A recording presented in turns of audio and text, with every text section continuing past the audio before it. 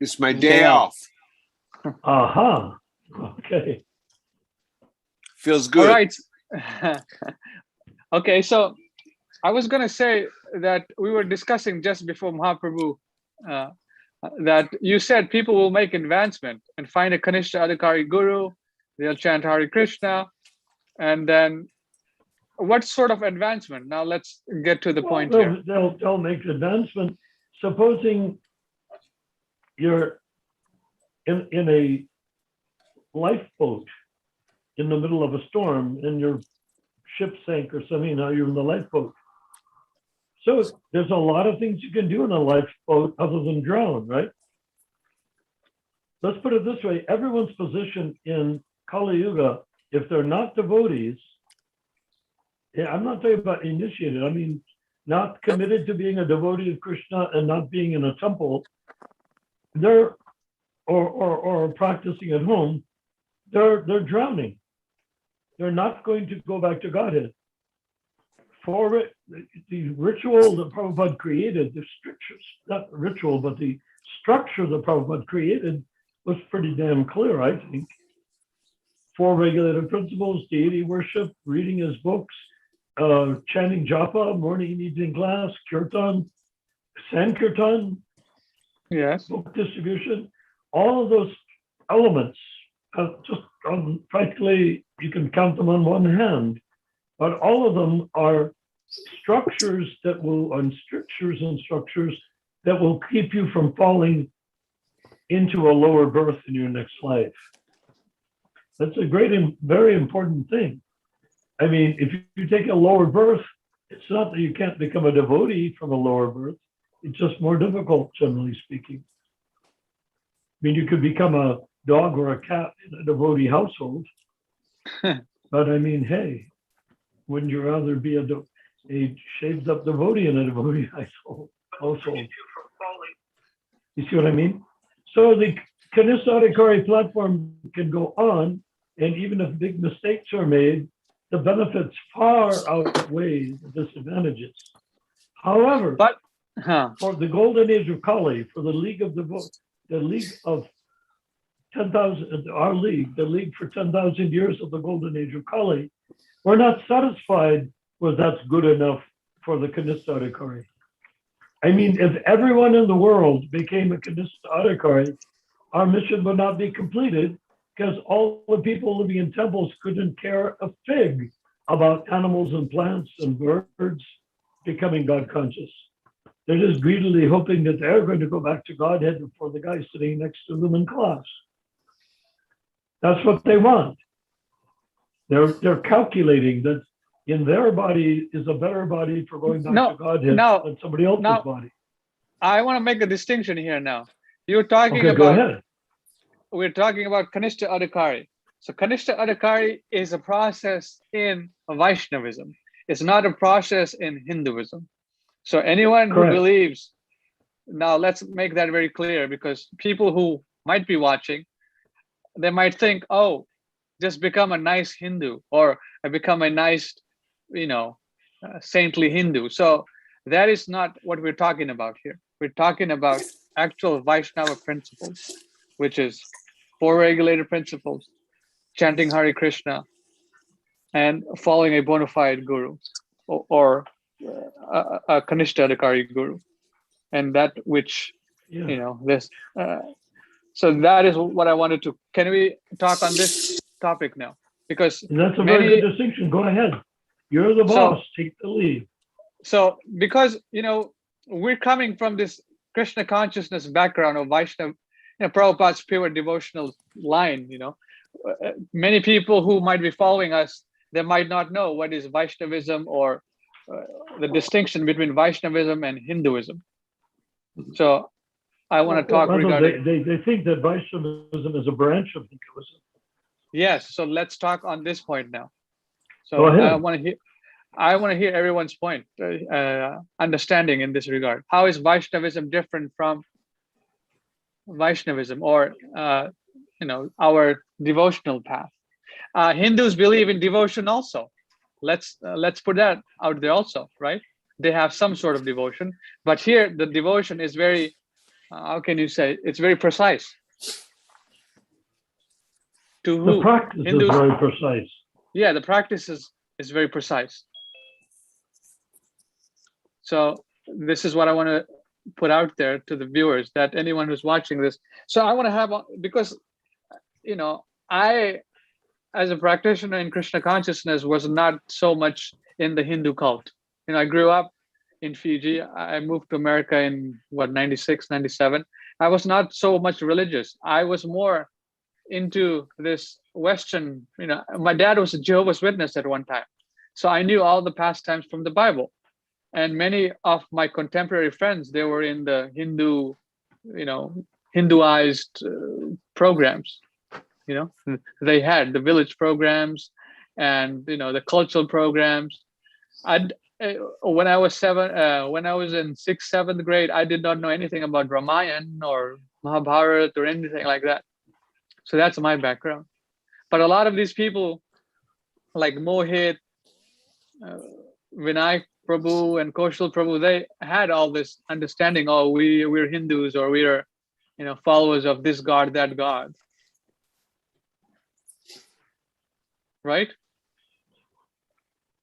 Hare Krishna. But isn't the main distinction between Vaishnava and Hindu that the Hindu is looking for something within Hinduism to bring about his ultimate spiritual advancement and deliverance from repeated birth and death? Would you say? The Hindu is looking for something in Hinduism to bring out some kind of material benefit for themselves. Well, but also, what about the ultimate mukti? Isn't he not interested at the time of death that he will merge into the all one or something of that sort? Yeah, that's what I want to talk about, this Hinduism and the Vaishnava Siddhanta. So a lot of people can distinguish between Hinduism and Vaishnavism. So we need to say that Hinduism is a religion. It's a degeneration of Sanatana Dharma, which was part of the ancient Vedic culture. At the time of Yudhisthira came, after that came the Kali Yuga. He came right on the cusp of the Kali Yuga. The Dharma there, the Bharat came out of the pure Vedic culture, and the Mughals managed to tweak the people out of the Vedic culture by defeating the kings and creating what they called Hindus, which is just an insulting way of putting people down. It's an insult to call a person a Hindu. So go ahead. So, Kaushal Prabhu, can you answer one question for me? What's the difference between Hinduism and Vaishnavism? Yes, Prabhuji. My understanding is Hinduism is basically about floating on the water. Vaishnavism is about diving deep into the waters. This is how I understand. And what Chaitanya Mahaprabhu or Srila Prabhupada did was making everybody a yogi. In Hinduism, what happens is like only some people who get too much into renunciation, they will leave to the Himalayas or somewhere to immerse themselves in deep meditation. But what Chaitanya Mahaprabhu and Srila Prabhupada made was, they tried to make everybody a yogi. You need not go to the Himalayas and renounce the world to become a yogi. Krishna consciousness is within your home, and this is the fundamental difference I am seeing. Okay. Yes. That's one perspective, which is not actually... Could I ask a quick question Yes, of him? sure. And that is, Yes. what is the objective of becoming, what is the outcome of becoming a yogi?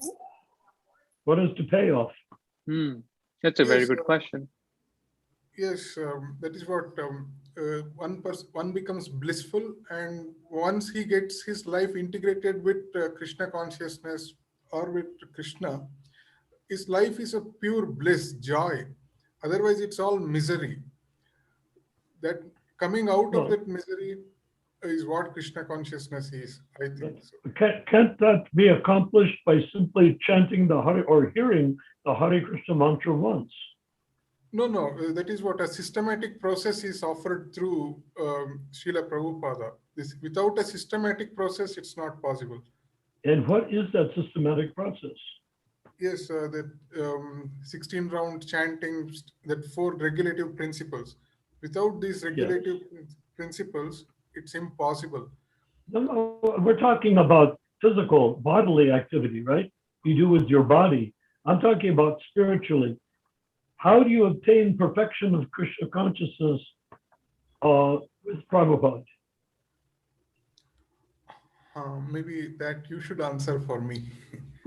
No, that's a I'm question to you answer. everyone here. This is a question to everyone. So this is a form where we not only ask others, but we ask ourselves also. So anyone can answer that question. Mohit Prabhu, answer, please. Japa.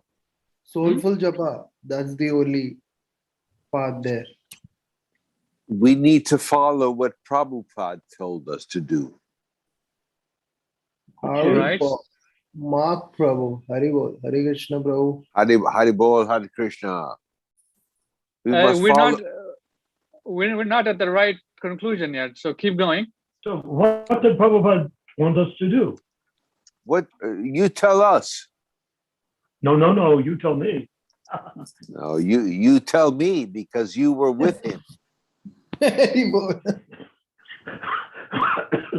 So was everybody else in ISKCON was with him. I've recently drawn a much more refined view, but what would you say is the ultimate purpose of the Krishna? If you become a Hindu because you want to make advancement and come to a blissful state of transcendent consciousness or something of that sort, or you become a devotee and chant japa, what is the outcome of each? What did Srila Prabhupada tell us to do? Well, No. I'm asking from the Hindu point of view right now. That's the wrong point of view. Well, you're right in one sense, but we're trying to get there. Yeah, right. So these devotees, genetic Indian devotees, I want to know, what do they think is the outcome of Hinduism and what is the outcome of Prabhupada? Let's I go, want- Hindus. I want to know what Srila Prabhupada wants us to do. Wait. Yes, we're going to get to that. We're But, gonna get there. These questions are what they're called leading questions. We're leading the other members who may be Hindu into a conversation to analyze what is Hindu and what is perfection of Prabhupada's teaching. Well, a big part of Hinduism is demigod worship. Panchamurti. And so, usually, I mean, there are Hindus that one way or another worship Vishnu or Krishna. How many But I agree with you. demigods? How many demigods, Rupa Manjari Dasi? There's millions. Millions. Oh 33. boy. The whole idea, the point of worshiping demigods or offering service to them is because demigods are gift. Prabhupada refers to them as gift-giving deities. So if you want wisdom, you go to Saraswati. You want wealth, you go to Kubera. You want power, you want to be a warrior, you go to the sun planet. So all of these different things nobody puts up their hard-earned cash into a puja for a Brahmin to perform without expecting something in return. I mean, that would be preposterous, wouldn't it be? Why would that be the only thing on earth that we don't expect something in return? I mean, suppose I get in a taxi and the guy I hand the guy the money and he doesn't take me anywhere. I wouldn't do that. I have to only go in the taxi if he's going to take me somewhere. So the question is, where do I want to be taken, right?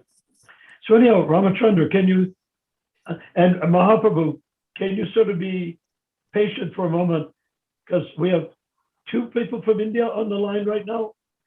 Or what? Yeah, we got Mohit Koshal and Vinayaka Prabhu. Hari Three. Bol, Okay, Hari good. Bol, So Hare let- Krishna. Jai Prabhus. So Hare why not Krishna. come forward with what you can call Hindu? I don't like to name Hindu, as you well know. I've spoken that it is Sanatana Dharma and that the Mughals made people second-class citizens by calling them Hindu, and God only knows they're still calling themselves Hindu after the Mughals are no longer in power. But that's another issue. Let's just stick with the idea of what the Hindus imagine themselves to be right now. What are they going to get out of it? And what can they get out of Krishna consciousness that is either the same or different? And Ramachandra, can you take it from there? Take the whole thing Yeah, over. it's different, Prabhu. Like Yes, please. Hinduism is a very hodgepodge idea. People, some of the Hindus, like majority of the Hindus, have a common idea that there is a heaven, earth, and hell. If we do pious things, we'll go to heaven. And by default, everyone thinks that their ancestors went to heaven. And Hinduism, mostly it is like karmis. Like people usually go to temples, ladies do the fasting and everything for maybe good health of their children or husband or good in studies or wealth and these things. Mostly like In you other said words, about God they worship. want they want a material blessing or a material benefit, right? Yeah, and the people who are slightly more advanced in spiritual consciousness, that when they grew older, they read or hear from somewhere and they become Mayavadis. So they have a ultimate goal of attaining to moksha or nirvana, these kind of things, but they don't have a proper clarity about what this moksha, liberation, or nirvana, these things are. So by default, everyone is like demigod worshippers or Mayavadis, and a very small section of Hindus are by default Vaishnavas who are born in those families. But yeah, mostly they are like Panchamurti Upasak, the worshipping these five demigods Brahma, Vishnu, Mahesh, Ganesh, and Devi. So The question that's a very good explanation of what Very. is the belief system of the Hindus. Now, anything else anyone wants to say? Then we're going to come to the. Well, just the question is, out of the Hindu, what is the ultimate outcome? You seem to hint that it would be mukti, majority of liberation, or Hindus I don't mean, know. aside from getting benedictions or presents from the gift-giving devotee, we do spend several $1,000s on ghee and giving cows to Brahmins and whatnot, and then to worship a certain deity, and your expectation is that the deity, being pleased, will give you a nice wife, good children, a nice house, good income, like that, right? Yeah, And then you're saying that when you get old and feeble, you might be able to think maybe the same deity can give me mukti or You will be- liberation. yeah. You will be able to withdraw from your 401k at the age of 65, I guess, And Yeah. they have similar if you kind of become a faith Hindu. for every deity. Like some Okay. of the Hindus who are quite religious, they have Yeah. some kind of allegiance to certain deity, but ordinary population have similar kind of faith for every deity, that all gods are same, everything is good, we are doing some religious work. That's it. The clear Now, understanding is not there. now the other half of the question really is, what does Krishna consciousness offer that is different than what the Hindu offers? That Hinduism or people believe, and in this day and age, worshiping demigods will get you exactly zip. You don't benefit because it's not, the age of Kali is not cut out with the proper Brahmins, the proper everything. So they're just going by grandmother, great-grandmother, great-great-grandmother's sampradaya of trying to figure out what did we used to do back when the Bharat when the Vedic kings ruled the pre-Muslim India, when we were in charge and there were no Hindus. The what we call Hindus, were a significant part of the entire Vedic structure. The worship of Durga, Shiva, etc., was all part of the main Vaishnava culture. It's not like it was all split up into little pieces, or there would have been no Bharat sources. Anyhow, so what would you say that Prabhupada's Krishna consciousness, how does that differ than the objective of Hinduism?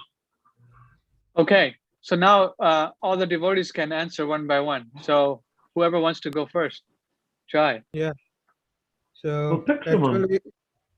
actually, yeah. So actually, Krishna consciousness gave a proper defined goal, that what should be the goal of this life. And with Krishna consciousness, there is a lot of clarity in thought, because ordinary Hindus, it is kind of hodgepodge thing, and there is a lot of vagueness about what's happening. And people nowadays, mostly there is like social media knowledge, that whatever they get from social media or internet, they accept. Earlier there Okay. used to be this thing, that there used to be temples, going and visiting temples and offering money, and these things would used to be considered as religion. And the upper class or Brahmins, they were mostly Mayavadis. And certain sects, or we can say that certain parts of India, where the more influence of Vaishnavism was there people had a defined goal about what that Krishna is the supreme personality of Godhead. So for example, in Jaipur, Vrindavana, in parts of Bengal and Manipur, these side, people have a definite goal. And Prabhupada's movement actually brought them this definite goal instead of vagueness. And Hindus believe lot of, like, so much in pious activities, that they also keep these books, Bhagavad Gita, Ramayana, Mahabharata, in their homes, just thinking that having their darshana would be a pious activity. But most of them don't read it, and they don't even know that what actually the things are. So Prabhupada's movement actually brought back the life, and it gave a new idea, that this spiritual upliftment or spiritual advancement could be the primary activities of someone's life, instead of karmic activities or materialistic activities, and like side job as a spiritual life. We can have a main job as a spiritual life, and karmic activities as side job. So this is Interesting. that they. Very nice. Okay, The- Narayan Prabhu, anyone else want to answer? Then we're going to ask we pointed want someone else. questions. I wanted to add a little question, is that what does the Hindu priest provide as an outcome after death to In- the Hindu? Yeah, actually, in my Shraddha. family, yeah, in my family there have been many priests. So mostly nowadays, I cannot say, but an ideal priest. So it depends upon the astrological chart. Sorry, Okay. Okay. But what does there is the priest offer you that that's just, material success. what does he give you beyond what you would have anyhow as a Hindu? Uh, Excuse me, sorry, I have to take the Okay. somebody at the door. Sorry. All right. Yes. Okay. Because, So because the next side of the question is, what does Krishna consciousness offer? okay. No, we still got some devotees here that have not answered. So I want to see That's what. great. So no, you're in charge. I can't even see them. So you tell me. You get Kaushal them on Prabhu. board. Kaushal Prabhu, can you answer that question? Narayan Prabhu asked. Some insight from your realization or your understanding. Yes, as I already talked about it, systematization is what that happened. Everything was very vague, and when it was vague, nobody was getting a handle, and nobody was having that immersive experience.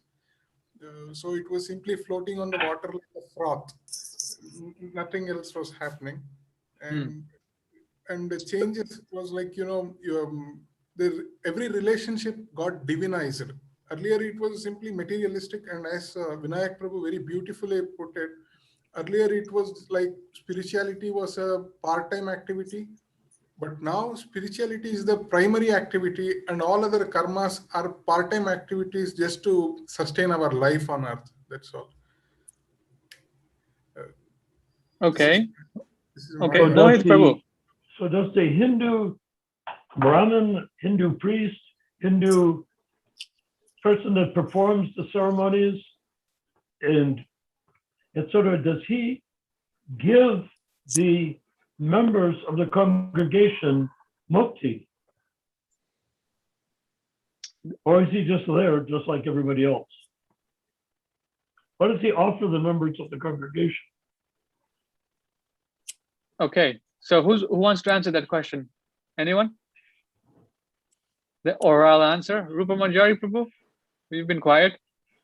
You want to make a comment?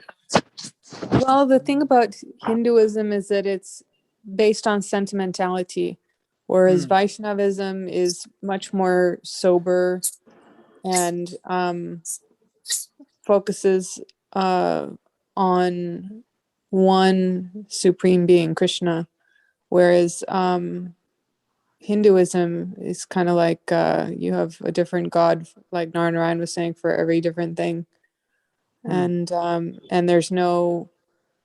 But what happens to the devotee or the member of the Hindu congregation? What happens to them at the time of death? And does somebody guide them to a higher birth or to mukti, to liberation? Well, What happens? The general teaching and aspiration is to merge into the Brahman. Okay. And does that mean that the Brahmin in charge of the temple has done that?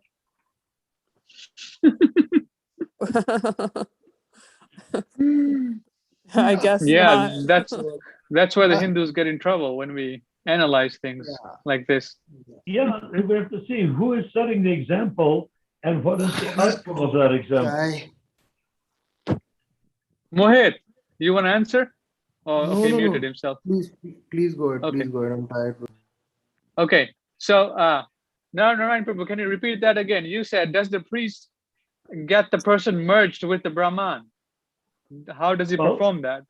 Yeah, is he himself attained Brahman realization and does he bring the congregation in terms of their readiness to attain it to Brahman realization? I mean, is he empowered to connect the congregation to the actual deity that the person wants to obtain liberation from? Or the energy, if it's Brahman energy.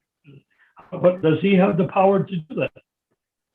Well, I can describe to you what happens here. When a Indian, Fijian-bodied Indian person dies, for example, if I was a Hindu and I would have died, my parents would have probably, get me cremated, burned up, and then they would have a Shraddha ceremony by having a Gita class for, I guess, 14 days. They read the Bhagavad Gita on behalf of that person, and then they would have a fire sacrifice, some kind of fire sacrifice by some Brahmin or some priest or whatever.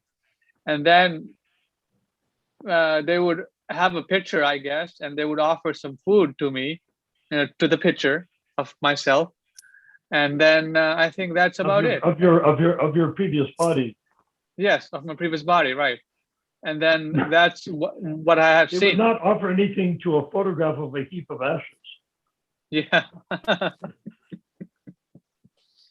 Right. Go ahead. So that is my understanding, that what I have seen with my own eyes growing up as a so-called Hindu in Fiji. Yeah. So, but what produces the outcome? What produces the outcome of going to your destination or to your desires? Or what's the specific question here? Well, the specific question is surrounded what is accomplished by the Shraddha ceremony. That's a good question. What is established with the Shraddha ceremony? So if a person, that's a good question. If a person was very sinful, for example, he would probably, okay, with the Shraddha ceremony, Lord Vishnu is worshipped. So, they dedicate a part, the 14 days, to reading of Bhagavad Gita. So what is accomplished? That's a good question. I mean, to if whom the person, are they reading the Bhagavad Gita? they're reading on behalf of this person who has passed away. Well, are they reading to the hovering ghost of that person? Or are they reading to each other? What are they reading to the priest? Or are they just reading for the sake of reading? What are they doing it for? Any of the devotees can answer that question. Prabhu is here. We got Indian bodied Prabhu here. So they should be able to answer this. I'm not too familiar with who they're reading to. My understanding was they were reading it on behalf of the person who has passed away, in memory of him. So apparently, if he was... Is that person supposedly in their dead, in their not disembodied form, are they present? Is the jiva present? Or the jiva took off and they're just busy whistling Dixie by doing all of that? You see what I mean? Is there a connection between the person who passed away and the Shraddha ceremony? Does it impact his destiny? Does it impact his next birth? Let's assume that the Hindu believes in another birth, right? Yeah, I mean, that has just given me all these things that we're talking about here right now, about who is the Bhagavad Gita being read to? Is it a family thing? Is it for the dead person? That's dead body, dead person, whatever. This is not very clear in there, or maybe it is clear. I just don't know about it. So anyone online, we're surrounded by Hindus right now. Maybe one of them can enlighten us as to what happens to the jiva, what happens to the ghost, what happens to the prayers, and what happens to the reading of the Gita. What is this all for? And what is the outcome that is desired from the Shraddha ceremony for 14 days? Who's here? Who can answer that? Mohit Prabhu, what's the answer to it? Kaushal Prabhu, what's the answer? We're looking for answers. Not sure, Prabhu. I'm not so sure. You're not sure? Mohit Prabhu, are you? Can you give an answer? Probably not. Okay. No, Prabhu, I'm a very fallen. Okay, don't be afraid to give an answer. You're not getting an A or a B or a D or an F grade on this. We're just what you think. I want minus F. If you're raised in a Hindu family, surely they must give some clue as to why you do the Shraddha ceremony, considering that everyone in every family, Hindu or not, will end up leaving their body, right? At some point. If it's not your mother, it's your grandmother. If it's not your grandmother, it's your great-grandmother. If it's not your great-grandmother, it's your great-great-grandmother, and she must be pretty old by then. You see what I'm suggesting? Asking. Yes. So anyone online, they can also. Now the question is, if he could, why not ask the three Vaishnavas who are present, why not ask them if they have attended Shraddha ceremonies? Yeah. Ever. You're asking them right now. Mohit and Kaushal. No, I want you to ask them. I'm just a bystander. Have you boys attended a Shraddha ceremony of a departed soul? I mean, departed soul, yes, from the body. Separation of the soul from the body. Yes. What happens in that field of activities, whatever they're doing? And what was their reasoning? What was the rationale? Or was it just a thing the way people, Christmas means giving presents to each other, something that has nothing to do with Christ? Is they give explanations like, although they have detached themselves from the body, but they haven't detached themselves from the context in which they were living, the place, the people. So their onward journey gets affected. So a Shraddha ceremony will actually help them, help both the family and the departed soul decouple so that the soul's onward journey continues. So this is what something the priests tell us when I have attended these Shraddhas. So how does the priest know that that's what's supposed to happen? No, most of them get trained under some gurus. Probably they have imparted such a knowledge. But this. And what does the guru have that the ordinary member of the congregation doesn't have? Yeah, I'm not so sure, but this is what we get to hear in those. Well, I'm not talking about how I was raised. I'm talking about how you were raised. Unless your family were atheists, I mean, was there some sense that the guru, what is the guru and what was he there for and what was he doing? Yes, these people who are trained in Shastras, they usually give this kind of an interpretation for the Shraddha ceremony, the 11th day ceremony. And what is the benefit? How do they know that he's able to do it? Yes, it's just our assumptions. Okay, something good may happen, and we just stick to that, rituals or Hindu practices. That's it. So are you saying it's like wishful thinking? Yeah, something like that. Yeah. No, it must be more than that. People don't give stacks of money and cook loads of prasadam and bring out dozens of garlands based on wishful thinking, right?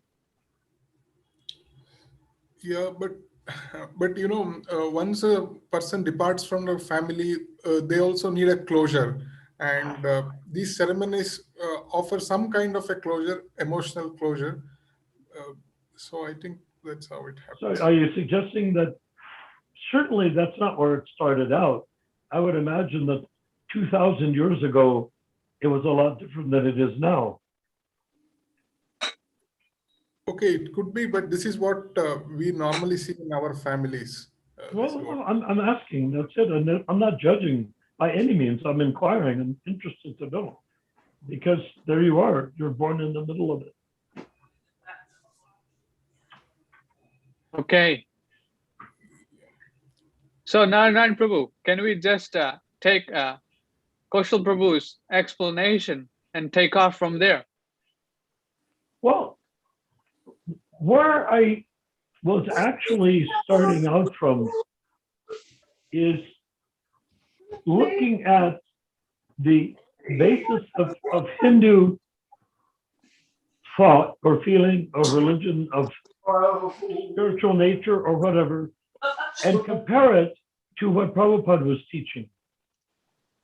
My goal of comparing to Prabhupada's teaching is I want to come up with the surprising conclusion that I don't see any argument that Prabhupada is not the last in the line of Sampradaya gurus, meaning in the line of the cyclic succession coming down from Lord Chaitanya, that he's the last one till the end of the golden age of Kali. And to make it even more astonishing, that the holy name doesn't require a guru to give it to you. Stated quite plainly in the Shastra that if you hear the holy name of Krishna once, you're going to go back to Godhead. What to speak of if you hear it and chant it, or hear it and chant it and start chanting everywhere you go, like Lord Chaitanya said, wherever you go, whomever you meet, simply speak of Krishna. Well, that's an interesting instruction, considering he was not addressing that to Brahmins, saints, great acharyas, sadhus. He was addressing that to you and me and everybody else. Ordinary human beings, he was saying. He didn't say, if you are a Paka Brahmin, twice born, or with a Tridanda and you observe everything, then you can go wherever you go, whomever you meet, simply speak of Krishna. He said that to everyone. The dog eater. he did not make a distinction of who can deliver the holy name, meaning that the holy name as a avatar of Krishna, not just a name of Krishna, although how can you say just a name of Krishna? Krishna's and his name are no different. But if we consider, as Prabhupada stated, that the Mahamantra is a Shaktivish avatar, meaning like Parsaram or Varaha, that the holy name is a being, in this case, two beings, Radha and Krishna. We could almost say that we could refer to the Hare Krishna mantra as them. But the main gist and point is, I was given the holy name of Krishna via Srila Prabhupada, not directly. I met devotees of Prabhupada and I heard them chanting. Then later on, I heard Prabhupada chanting. So I didn't get my mantra from Prabhupada. I got it from his disciples who had, many of them, taken initiation weeks, months before. In 1968, it was like that. So if we have the Hare Krishna mantra existing as a liberating force, it raises a very big question. And this is where I came in with the question about Hindu, except my question about Hindu left me quite astonished with the answers, which are fine. And that is, do you need a guru to deliver you from repeated birth and death once you have heard the holy name of Krishna uttered once? Now I'd like to get someone to respond to that. What do you think? Do you need a spiritual master? Do you need a guru?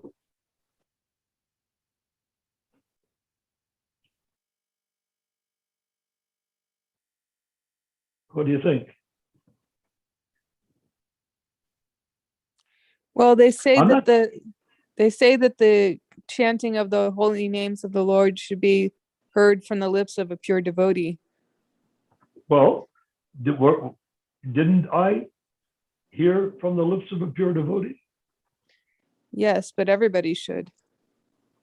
Anybody with an iPhone can.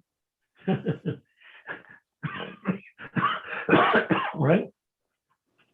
But if you hear from the lips of a pure devotee and someone hears from you, assuming you're not making a mess out of the Hare Krishna mantra, if somebody hears from you, if you heard, like I made it very careful to say, I didn't hear from Prabhupada, but I felt the power of the Mahamantra from those devotees like Saradia or Saradia and others that were at the temple, Jamuna, Gurudas, Shamasundar, Malati, Chidananda, Jayananda. These are the people that I launched into, and I never questioned, is this mantra not good enough because it's not coming straight from the lips of a pure devotee? I accepted if it came from Prabhupada's lips, it was coming from the lips of a pure devotee, and by repeating it, you're repeating what the pure devotee chanted without adding or subtracting, you see. Does that make any sense, Rupa Manjari? Yeah. And besides which, if you say that's not good enough for me, I have to hear only from Prabhupada. Well, you have an iPhone, right? Can't you access Prabhupada chanting very easily? Yes. Therefore, it's not an issue. Does he have to be physically present? The question would be, why? Yeah, exactly. No. Why is it necessary to be physically present, particularly when Thakur Bhaktivinoda says, he reasons ill who say Vaishnavas die, when thou, catch this, art living still in, catch this, sound, when thou art living still in sound. Vaishnavas die to live, and living spread the holy life around. So that makes it clear that he was talking about Srila Vishwanath Chakravarti, who he never physically met. Yet he's saying you're living still and sound. So we could say, I would like to say that we're hearing straight from Lord Chaitanya by hearing Prabhupada. Why? As an acharya, he neither adds nor subtracts to the Mahamantra. Therefore, however Lord Chaitanya chanted is given to the next personalities in the line of this logic succession, which means they are all pure devotees, and they're not going to sing Bollywood tunes. They're not going to bang their drums like they're bongo drums. They're going to do everything exactly as they heard it from the source, meaning Lord Chaitanya, comes down to Prabhupada, and we hear from Prabhupada, I get the shudders when I consider, when I heard Prabhupada chanting personally, as I did on many, many occasions, and you can anytime you have an iPhone, was I hearing Lord Chaitanya chanting? And I'm coming to the recent conclusion that yes, I was. I'm not still satisfied with how this has gone along. We talked about what the Hindus do, what they do, what they not do. But what is the point here? The Hindus are also chanting Hare Krishna. Okay. But are they're also they, chanting Hare Krishna. But Krishna, they believe in Krishna. What are they expecting to get out of it? Okay, now we're talking. So you're talking about what is their intention in doing what they're doing? Right. Okay. Aside from the grandmother Sampradaya. So that is the question. So what is a person who's worshiping Krishna in a Hindu temple? What are they expecting? Are they expecting good wife, good children, good this, good that? And how is it different in Krishna consciousness? They can say that, okay, you guys are also doing this. What are you guys desiring? Yes, because we want to make the distinction. Yes. Between Lord Chaitanya being just another add-on guru that popped up in Bengal and being the Yuga avatar. That's a big jump for anyone, but it will be an extra big jump for Hindus. So go ahead. Yes. No, that's what I'm, trying to get back to. That's why well, I you're was the saying. sadhu. I'm simply a loudmouth. You're a sadhu, so keep going. So let's get back to the point that in Krishna consciousness and Hindu consciousness, there's a gulf of difference, right? The Hindus also believe in Krishna. Oh, yes, we believe in Krishna. Then comes the question, you worship Krishna. What are you expecting from Krishna? Or what are you expecting from Vishnu? Another distinction in Vaishnavism from Hinduism is that we worship Vishnu or Krishna, right? We don't worship any other demigods or devotees. That is a very big point, because most Hindus think, okay, I can worship this god, that god, So in Vaishnavism, that's a big point. Many Hindus cannot accept this point that Vaishnavism only means worship of Lord Vishnu. That's it, full stop. Which is Krishna. Which is Krishna. But the understanding is the demigods were worshipped in the Vedic culture. And they were given great sacrifices. And so many cows were given to Brahmins. And so much ghee was burned to make the oblations, the agnihotras and stuff like that. And so when the demigods were worshipped, it's because everybody in the Vedic culture up until Lord Chaitanya wanted to go to the higher material planets, right? The people worship the demigods. Prabhupada says in the Gita, those who worship the demigods go to the planets of the demigods. Why do they want to go to the planets of the demigods? Well, just walk outside your door and look around, and then compare what it would be like to walk outside your door in Indraloka. That should answer your question. Very simple, right? Yeah. Indraloka is quite opulent. going outside my front door is basically depressing. So now we're talking now. We want to talk like a Hindu, a Hindu consciousness right now. Thank you. You're doing great, by the way, Prabhu. So the Hindu is worshiping Lord Krishna and he's expecting something, or Vishnu. So we've made a couple of distinctions here. Vaishnavism means worship of Lord Krishna, or the Vishnu Tattva expansions of Lord Krishna. It can be any of the primary, or I guess Well, Vishnu, or really it's basically Vishnu or Ram or people like that. yes. So someone claiming to be a Hindu means that they can worship any damn thing. I mean, the 33 million demigods or whatever. But the thing is, we have to understand there's a distinction. When you worship Krishna, you're worshiping beyond the material energy. When you're worshiping a demigod, you're worshiping within a rarefied and very elevated heavenly, as Christians like to say, heavenly form of the material energy. You see, when the Christians say, die, go to heaven, and they say angels with wings and halos and harps and whatnot, that exists, but not in Krishna Loka. The angels and harps and everything exist in the higher material planets that are ethereal. The highest planets are very pleasurable, very heavenly, they're very rarefied atmosphere. And as you come down to the middle planets, well, we're on a middle planet. You can see sometimes I'm happy, sometimes I'm blue. That's the material planet. Then you go down lower and say, oh my God, what did I do to deserve this? And you don't want to know the answer because there is one. So, so you see, so in the Christian sense of heaven, heavenly planets, that's where there's ethereal ones, like the ones Swargaloka, where Jesus came from. But then there's the higher planets, simply like Indraloka, Suryaloka,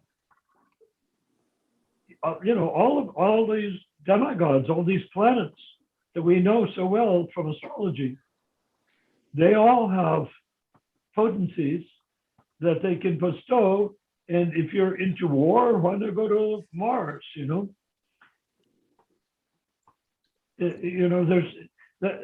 depends on what you want.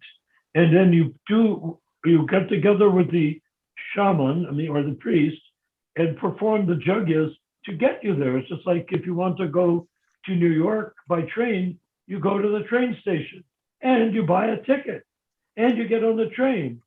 And if you're on the right train, it'll take you to New York. But if you want to go to Chicago, you don't buy a ticket to New York, you buy a ticket to Chicago.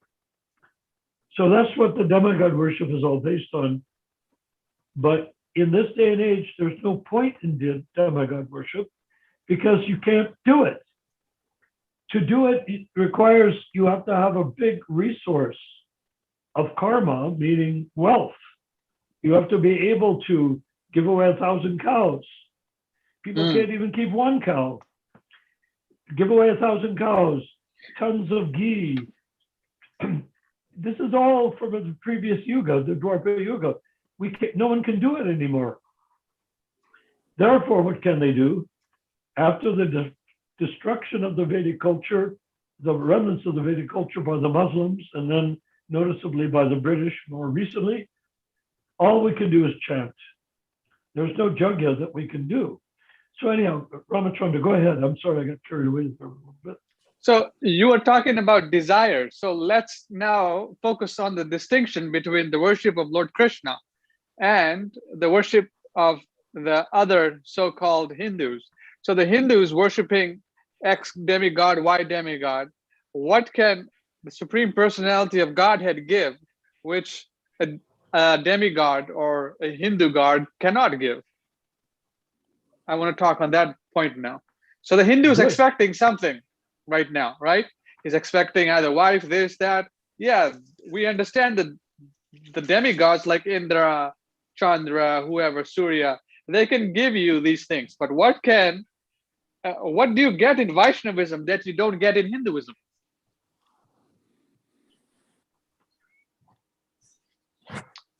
Or the distinction between them.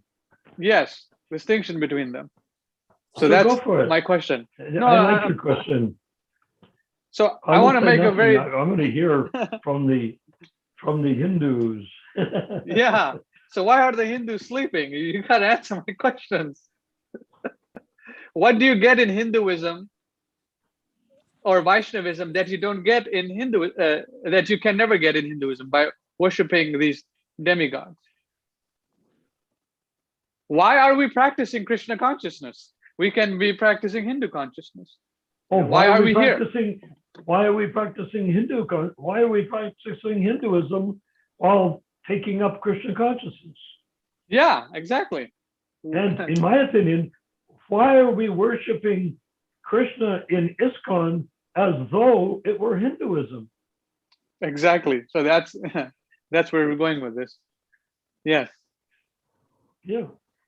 I mean, I'm looking at it now. I'm sorry to say, but New Dwarka, it's full of Hinduized festivals. I mean, they are Vaishnava festivals, but it's become like a Hindu institution, right?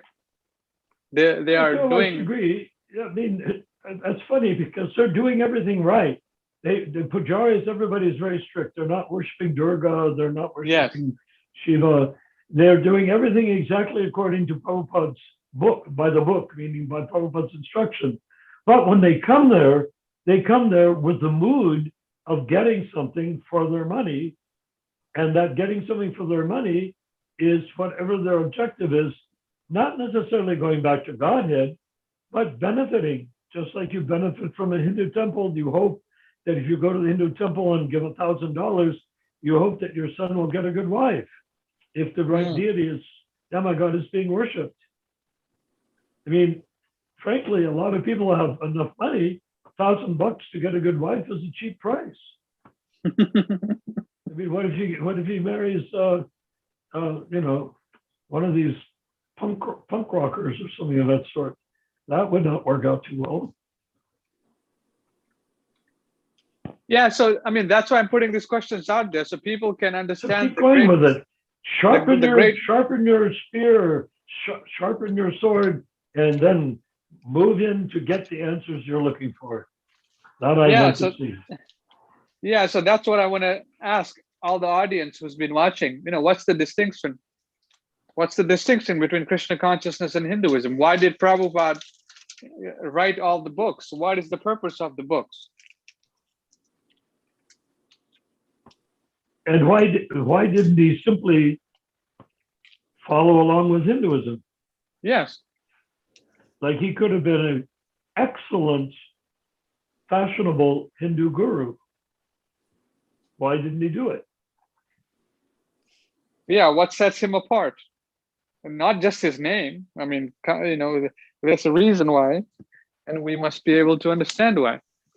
Because the real ecstasy is being in personal association with Lord Krishna, not just getting some material boons or taking birth on some demigod planet. Beautiful. So, Mahaprabhu, I gotta unmute you, sorry. Okay. Where's Mahaprabhu? he's still muted. There we go. Still muted. Unmute yourself. Unmute yourself, Mahaprabhu. You can do it. Ask to unmute. I asked you to unmute. Now you're unmuted. Now you're muted. Okay, hold on. Let me change the setting. One second. Where is it? Ask to unmute. There you go, Mahaprabhu. Unmute yourself now. You're not All right. muted anymore. We're good? Yeah, you're good now. Sorry, I was just messing around with the settings. That's I don't know okay. if you're right. muted or not, but I can hear your voice. Sometimes I need to be muted in life. What can I say? That's Who doesn't? if you're married. Someone's got to shut me up. That's only if you're married. And I am. Oh my God. What a For a headache. few more days, right?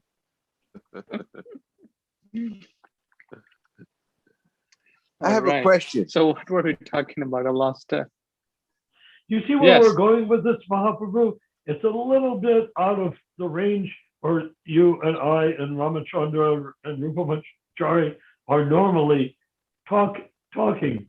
Now we're trying to see what my goal, and I won't go deeply into it as I have before, is that I like to see Hindus renounce the term Hindu and pick up the term Sanatana Dharma, and then realize that Sanatana Dharma is their relationship to Krishna. Yes. Joy. My question is, where do the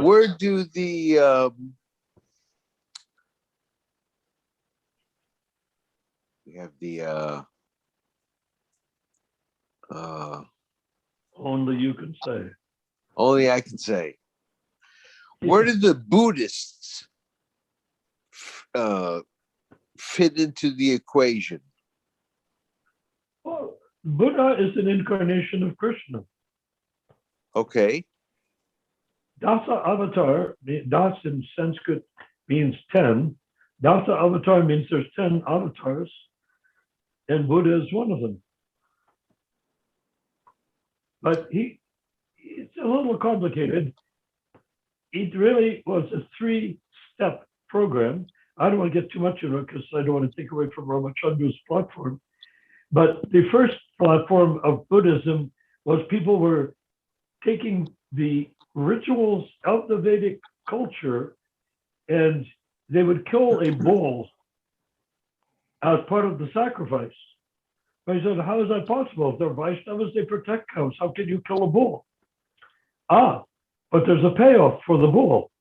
You kill the bull and it becomes a human being, a baby. So they transformed the dead animal.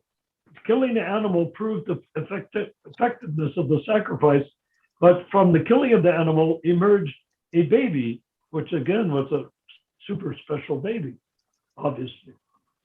Okay, in the name of that, the temples began opening slaughterhouses, you can imagine, and then everybody wanted some porterhouse steaks instead of a baby out of the cow, out of the animal. So Buddha came and said, shut the F up. I mean, shut up. Never mind the F part. Shut up, he said. Sit down and be quiet. So he taught them to meditate. No God, no Vishnu, no nothing. Just sit down and be quiet. And he stopped the slaughter that way. People sat down and meditated and were quiet. I practiced Buddhism 4 years with Suzuki Roshi, who was an outstanding Zen master. And I studied Tibetan Buddhism with Geshe-la Rinpoche, who was a ranking Tibetan Buddhist. And I've studied all sorts of Buddhism, Japanese Buddhism on my own, and Chinese Buddhism, Shinto, etc. I studied all of these things. But the point of Buddhism was just to sit down and shut up. And I learned to do that. Sit down and shut up without falling asleep while you're sitting down and shutting up. And I will remember to my dying day, sitting there, shutting down, shutting up, and getting whacked across my shoulders with a bamboo cane by Suzuki Roshi, because I had sat down, shut up, and fell asleep. And he whacked me and woke me back up again. He was a really good Zen master, and I got so much out of his association. Then came Sankaracharya in Benares, who taught God as an energy, not as a person. He himself was Shiva, but he came disguised as a sadhu, holy man, to teach impersonalism, that God exists but as an energy, not as a person. And then finally, the followers of Shankara, 500 years ago, encountered a young boy who sat next to the shoes because he was in such exalted company. He was just a young fellow. And they invited him to come in, but he felt too humble to come into such an assembly, even though he was very effulgent. And he taught them Vaishnavism. And that happened to be Lord Chaitanya. So we are the followers of Lord Chaitanya, which means, in a sense, we're the followers of Buddha to Shankaracharya, to Lord Chaitanya. And Lord Chaitanya came to eliminate religion from the face of the earth and replace it with simply chanting, replace it with the objective that every religion has, which is self-realization, which is God consciousness, which is the blessing of God, which is whatever you want to call it, Judaism or Muslimism, Christianity. It's all about getting a benediction from God. And what is that benediction that Lord Chaitanya brought? Hare Krishna, Krishna Krishna, Hare Rama, Rama Rama, Hare Hare. Yeah, I just said that out loud. And now anyone who hears once will go back to Godhead. And I'd like to proudly announce that there's about 4 or 5 billion germs in my body that are now going back to Godhead because I just chanted the Hare Krishna mantra once. Hare Krishna. And that's the basis of my whole questioning with Hindu is, does Hindu lead you to a higher divinity, or the next question would be, does ISKCON require a teacher like a Hindu priest to take you to the next level of divinity, or does the Hare Krishna mantra by itself give you everything you could possibly look for after 1 million births immediately when you hear? I believe it does. It does. According to Lord Chaitanya, that's exactly what it does. I believe it does. You believe it does. And that's why Shakti Vishavatar means an incarnation of Krishna in the form of the holy name. Guru is not required in the presence of a Shakti Vishavatar. Hare Krishna. Just if Krishna suddenly appeared in front of you and he said, "May I speak with you, Mahaprabhu?" He said, "I'll have to ask my guru first." Wait a minute. Krishna is the original personality of Godhead. You don't have to ask your guru if you can talk to Krishna. If Krishna is talking to you for real, or real Krishna is talking to you for real, you don't need permission. Hare Krishna. Right, okay. That's basically the sum and bonum of everything I was thinking about tonight. But anyhow, Ramachandra, keep going. We took a little delay. No, that's fine. So, go ahead. Yes, you're going to say something, please. Okay, there's one last thing I want to say about Shankaracharya. I met some followers. They're called Maya Bodies. Maya means illusion. Maya bodies. Yeah, and I met them in a cafe in downtown Los Angeles some years ago. And I asked them, why is it that on the deathbed, Shankaracharya said, Bhaja Govinda, Bhaja Govinda, Bhaja Govinda, Mudha, Mudhe, Bhakti Sane, I forgot the rest of it. And he said, why did he do that? Why did he say that? Bhaja Govinda means worship Krishna. Govinda, the coward boy. Why did Shankaracharya on his deathbed, after teaching God has no form, say, Bhaja Govinda, you fools and rascals? Bhaja Govinda Mudha. Mudha means donkey. Mudhe means stupid people. Rascals. Said, why did he say that? And the leader of the group that was sitting there looked at me. He understood that I understood something. I wasn't asking a stupid question about why you guys believe what you believe or whatever stupid questions tend to be. And he looked at me intelligently and said, you know, since the time of Shankaracharya, no one has ever been able to figure that out.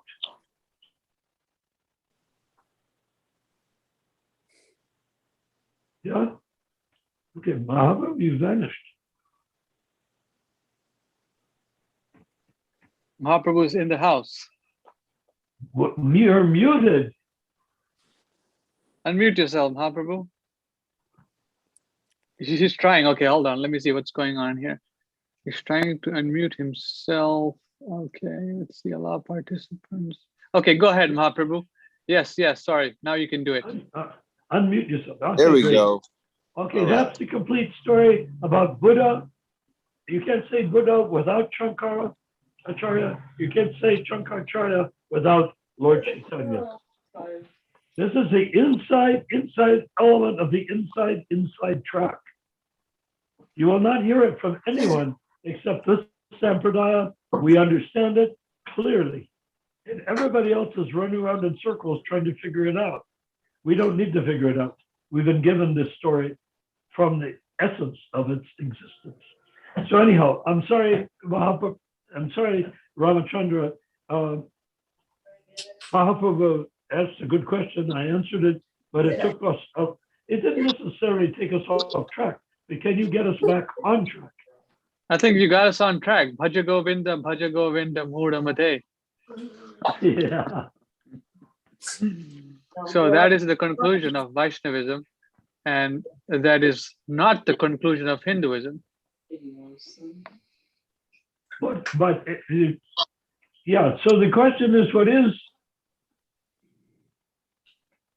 not Hinduism clinging to the Vedic structure of yesteryear, meaning before Lord Chaitanya and before the Muslims?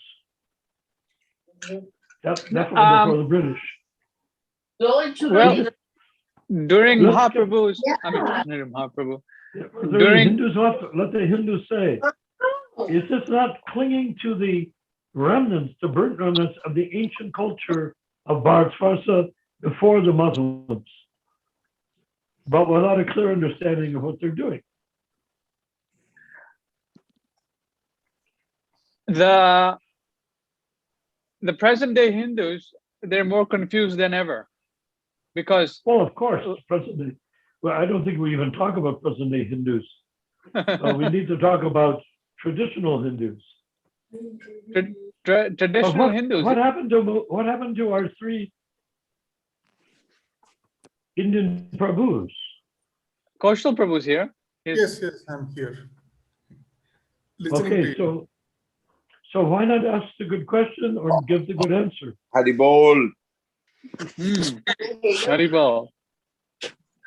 Okay, so Is Mohit still here? Mohit has exited. Huh? Mohit's not here. Oh, that's sad. Yeah. Okay.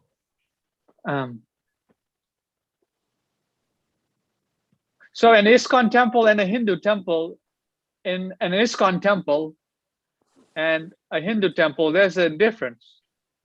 Okay.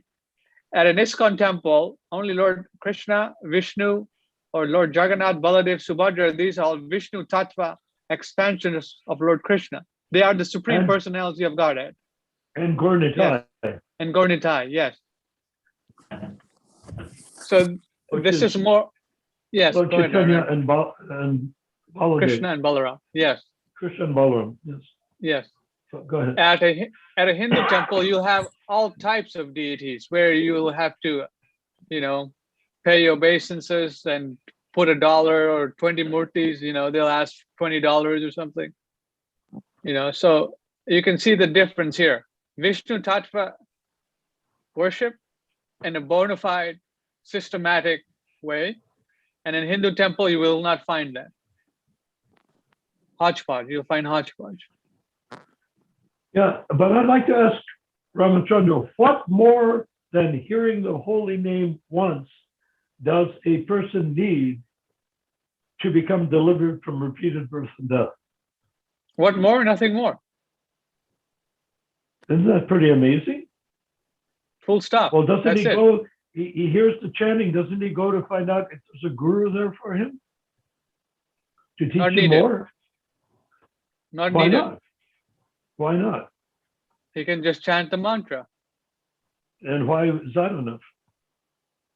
Well, the mantra in itself is the conclusion of the Shastras.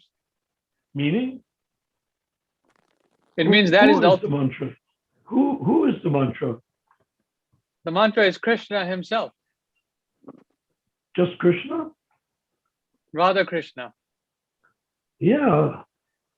So if you're given Radha Krishna without initiation, without joining any sort of temple, Hindu or ISKCON temple, if you hear the Hare Krishna mantra walking through Golden Gate Park or someplace like that,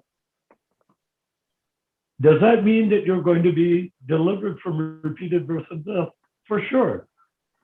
Yes, but it may take some time. Yes, it may take some time.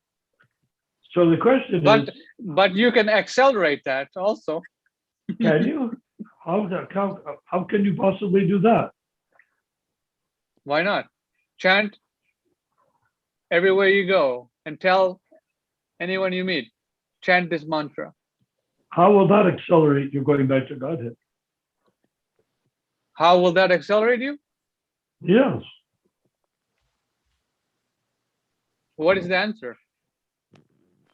You tell me. How does No, it you tell me. accelerate? If you hear the holy name of Krishna once, you're going to go back to Godhead. Why not go turn out the lights and go back to sleep? What's the benefit of chanting to others?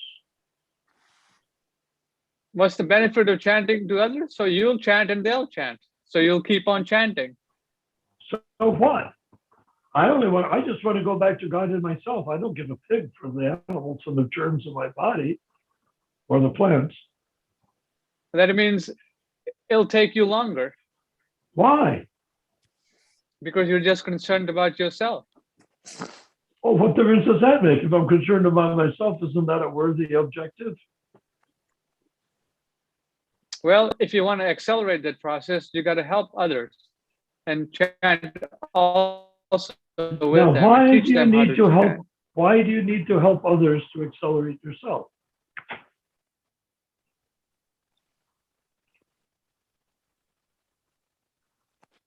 You're cutting out. Now people cannot hear you.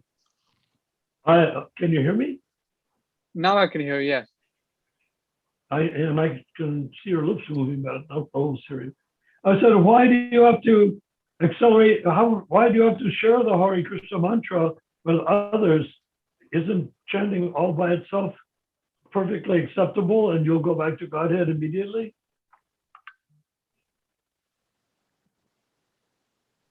Why is chanting Hare Krishna?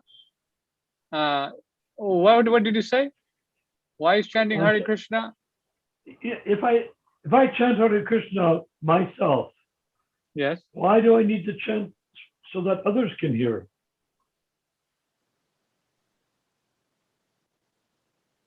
Who can answer that question? Anyone? Rupa Manjari Prabhu?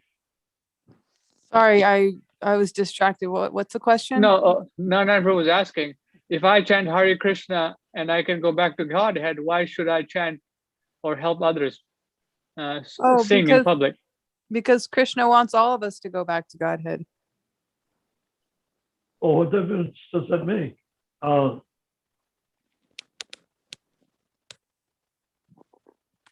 Everybody wants to go back to Godhead at the end of this particular lifetime. Goodness knows, even before. Maybe they want to become a saint in 2 years. But if a person wants to chant to go back to Godhead, why don't they just chant once and then do their thing and then go back to Godhead at the end of this lifetime?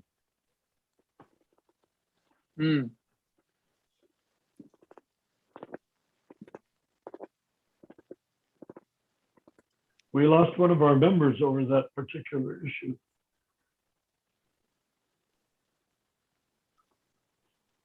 I don't know.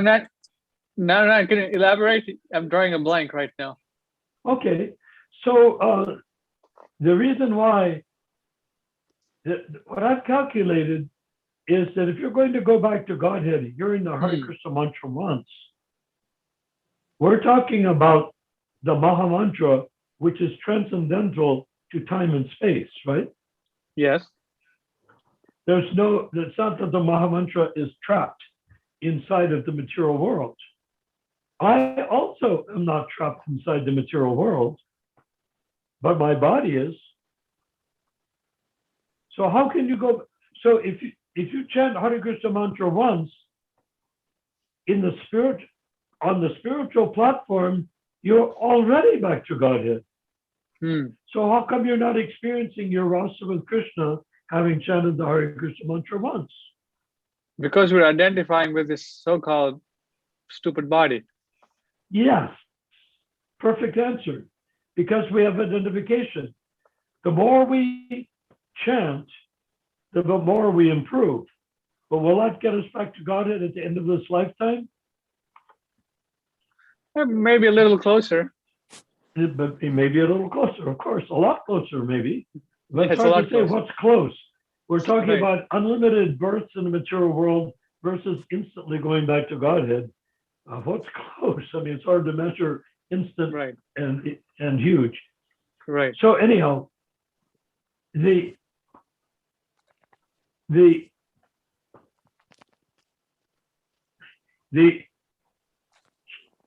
chanting requires that we develop love for Krishna.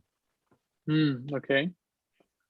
If we chant selfishly, we'll go back to Godhead, but it may take A, B, C, D, E, F, G number of births before we develop compassion. Okay. In other words, right? So supposing I want to selfishly go back to Godhead, fine. Take 1,000 births selfishly, and you'll get a lot of fun chanting on your beads for 1,000 years, 1,000 lifetimes. Supposing, or 120 lifetimes, whatever lifetimes. But when you get to the point of wanting others to hear, then you take on the mood of Radharani.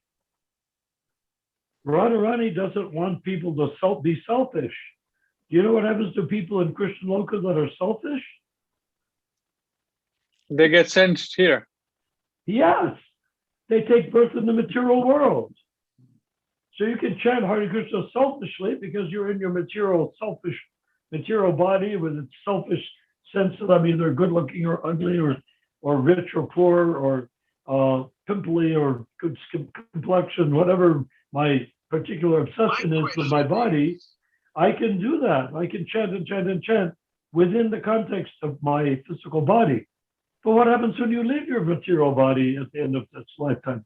What's going to give you anything other than a somewhat better material body? Unless you develop compassion for other living beings. If you feel, not just think about, oh, I'm compassionate and I'll go to hell. No, if you feel compassionate towards other living beings, I'll say to myself, how dare I chant Hare Krishna to save myself?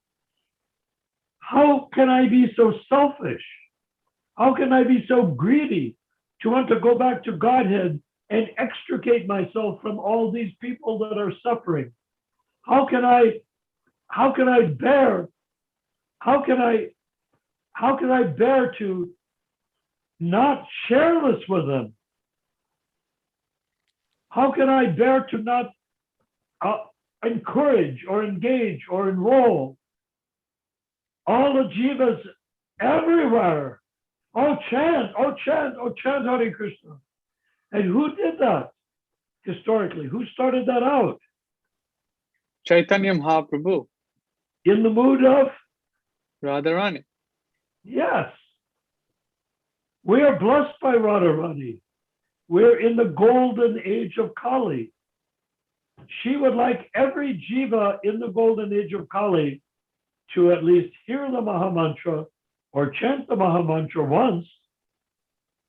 But if we start getting the Mahamantra into the hearts and minds of others because we want them to benefit, forget that I want to go back to Godhead. What am I going to go back to Godhead? Become a pawnbroker and take people's jewelry and give them something in exchange for it? Like I'm selfishly there in Krishna Loka? No! Krishna Loka means unalloyed love of God.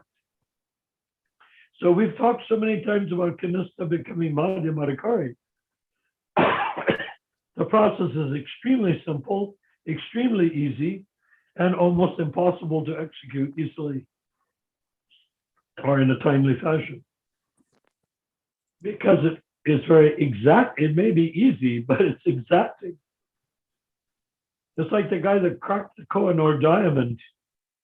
It took him 2 years of examining the diamond before he dared put a tool to it and hit the tool with a hammer. Because it could have broken in so many ways, destroying the value of the diamond. But he did. He finally, after 2 years of nearly going crazy, he finally figured out, this is my best bet, and I'm going to do it. And he did it. And it cracked open perfectly. You know what happened to him? He had a What heart happened to attack. him? He had a What happened complete to him? nervous breakdown afterwards. Wow. He Wow. collapsed. 2 years of concentration, suddenly over. Fell on the floor, couldn't move. I don't know what his ultimate fate was. Okay, we have 3 minutes left. Okay, so in that 3 minutes, why don't we consider, if we care about others chanting, will we not go back to Godhead more quickly?